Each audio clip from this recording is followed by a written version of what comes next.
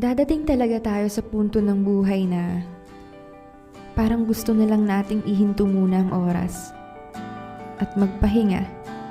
Pero wala tayong ibang pagpipilian kundi ang magpatuloy na lumaban. Walang mangyayari kapag hihinto.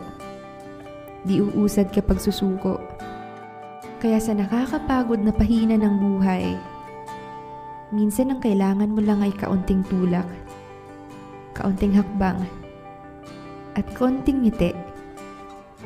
Dahil sa kabila ng lahat, alam mong may hangganan din ang lahat. Pero di talaga maiiwasan na gusto mo nalang sumuko. Dahil nga kahit na anong pilit mong bumangon, sakay tagal na panahon, di mo pa rin alam kung saan ka paroroon. Ilang mga kasabihan ang naubos, kasabay naman nito ang iyong pagkaubos. Ilang kabanata ng napagdaanan, hanggang ngayon, parang wala pa ring papupuntahan. Kung sa lahat ng aking nabanggit, isa ka sa nakakaranas nito sa kasalukuyan, gusto kong sabihin sa'yo na ganyan talaga ang buhay. Minsan dadalhin ka nito sa itaas para ipakita sa'yo na lahat ng gusto mo pwede mong marating.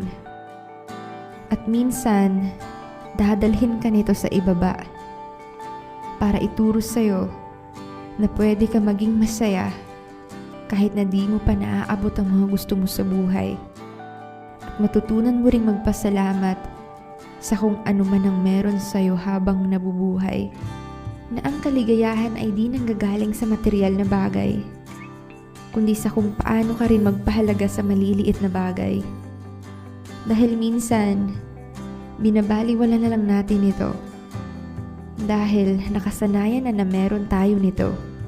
Ang sikat ng araw, ang malamig na simoy ng hangin, ang paghinga, ay isa lamang sa halimbawa na nakakaligtaan nating pahalagahan at pasalamatan.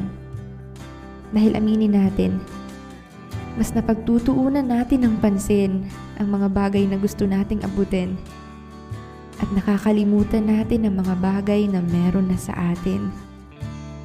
Kaya siguro tayo mabilis mapagod dahil lagi na lang tayo nakatingin sa hinaharap at nangangarap ng nangangarap at nauubos ng nauubos. Kapag naranasan mo ito, subukan mong balikan kung saan ka nagsimula at tingnan mo kung saan ka na ngayon.